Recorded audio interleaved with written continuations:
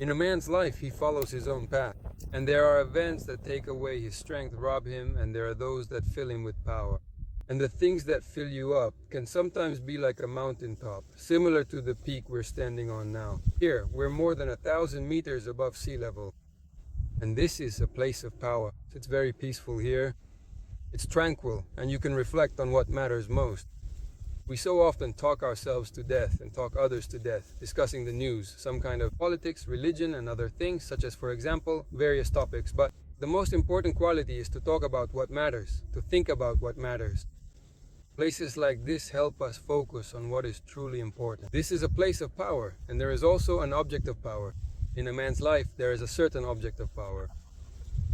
Well, for example, a knife. This is also a certain kind of resource in a man's life. You can also build a relationship with it.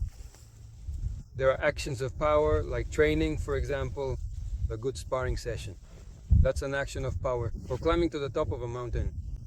That is a willful action where it seems like we're spending energy, but we gain it because we've invested it in an act of power. And there is an environment of power.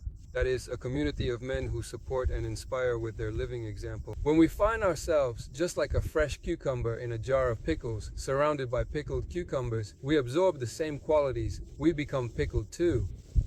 And we need to choose wisely. A society of strength, a community that will give us power, that will lead us to new levels of strength and freedom. So the practical idea I want to convey is that we need to choose objects of power, actions of power, places of power, and communities of power in order to gain this strength to reach our highest life goals and not waste time in vain.